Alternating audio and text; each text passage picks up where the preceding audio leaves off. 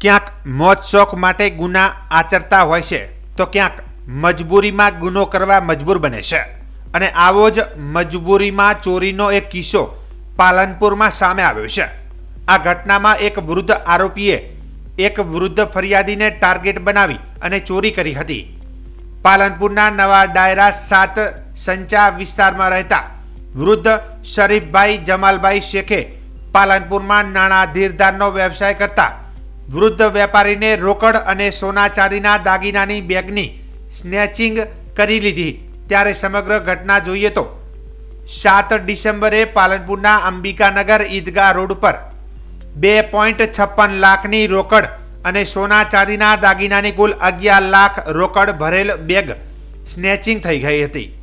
સમગ્ર ઘટના જોઈએ તો પાલનપુર અંબિકાનગરમાં રહેતા અને પાલનપુરની મોટી બજારમાં નાણાં ધીરધારનો વ્યવસાય કરતા અશોક કુમાર શાહ સાંજે દુકાન વધાવી અને એક્ટિવા પર 2.56 લાખની રોકડ અને સોના ચાંદીના દાગીના ભરેલી બેગ લઈને ઘરે આવ્યા હતા।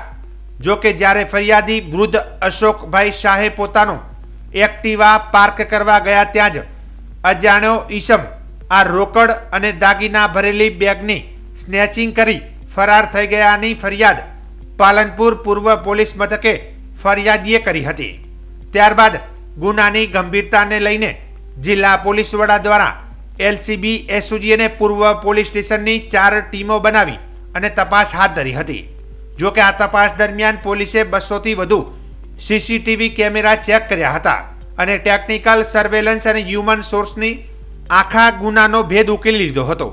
જો કે પોલીસે બેગ સ્નેચિંગ કરનાર આરોપી શરીફભાઈ જમાલભાઈ શેખ નામના વૃદ્ધને પાલનપુરના 7 સંચા વિસ્તારમાંથી મુદ્દામાલ સાથે ઝડપી લીધા હતા।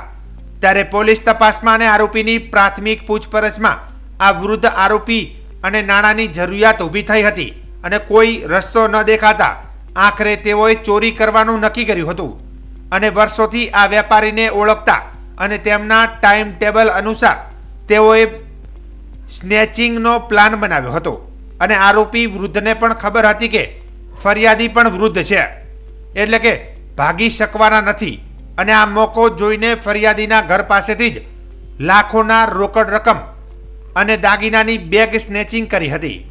જો કે પોલીસે આરોપીની ધરપકડ કરી અને અત્યારે તો જેલ હવાલે કર્યો છે, પરંતુ મજબૂરી હોય અથવા તો મોજ શોખ હોય તો ગુના એ ગુનો છે અને આ ગુનાની સજા આરોપી એવા વૃદ્ધને મળવાની છે। તારીખ 7/1/2024ના રોજ સાંજના આશરે 7 વાગ્યાની આસપાસ ઈદગાહ જે રોડ આવે છે ત્યાં નાની બજારની પાસે એક 67 વર્ષના વૃદ્ધ છે અશોકભાઈ શાહ, જેઓ પોતાના સોના ચાંદીનો વેપાર અને નાણાં ધીરધારનું કામ કરતા હોય એ પોતાનો ધંધોને પરવારી અને ત્યારબાદ જે છે એ પોતાના ઘરે જઈ રહ્યા હતા। તે દરમિયાન એક અજાણ્યા ઈસમ દ્વારા તેમની પાસેથી એ લૂંટ કરવામાં આવે છે, એમનો એ થેલો લઈ લેવામાં આવે છે અને ત્યારબાદ જે છે નાસી છૂટે છે। પોલીસને આ ઘટનાની સમગ્ર ઘટનાની જાણ થતાં તુરંત જ અમારા લોકલ એસડીપીઓ શ્રી તથા લોકલ પીએસસીની દ્વારા અલગ અલગ ટીમો બનાવી અને આ ઘટના માટે તાત્કાલિક જ કાર્યવાહી કરવામાં આવી। તમામ જગ્યાના અમે લોકોએ નાકાબંધી કરાવીને પેક કરી દીધા હતા। એલસીબી અને એસઓજીની ટીમની દ્વારા પણ સીસીટીવી કેમેરાની તાત્કાલિક તપાસ કરવામાં આવી। 200થી વધારે સીસીટીવી તપાસના અંતે આરોપીને ગણતરીના કલાકોમાં જ પકડી લેવામાં આવે છે અને સાથે સાથે એમના ગયેલા 11 લાખ રૂપિયા જેટલો મુદ્દામાલ સહિતની તમામ વસ્તુઓ રિકવર કરી અને એમને પરત કરવામાં આવેલી છે। સાથે સાથે જે આરોપી છે તેને પકડ કરવામાં આવી છે। આરોપી જે છે એને હાલમાં પોલીસે કસ્ટડીમાં લીધો છે અને ત્યારબાદ જે છે આગળ પોલીસ રિમાન્ડ લઈ અને તેમાં આગળની કાર્યવાહી કરવામાં આવશે। જી ના, જે આરોપીની ધરપકડ થઈ છે એનો કોઈ આગળ કોઈ ગુનાહિત ઇતિહાસ છે નહીં।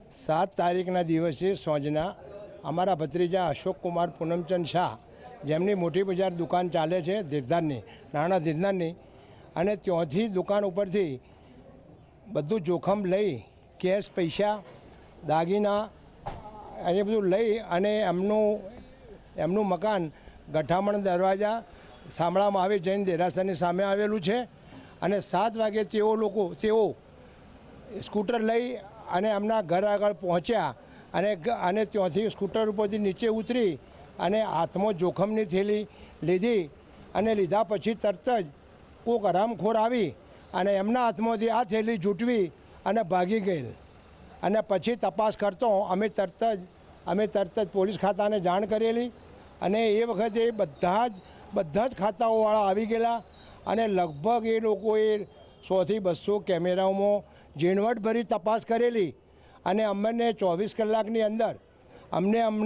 અમને અમારો મુદ્દામાલ બધો પરત લાવી અને અમને બતાવેલ.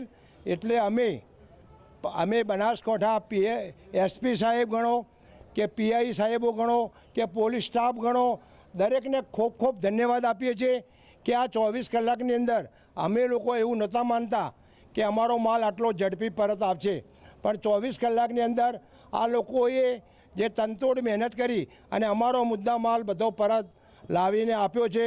એ બદલ અમે આ લોકોના સૌના ઋણી છીએ અને ખૂબ ખૂબ ધન્યવાદ પાઠવીએ છીએ.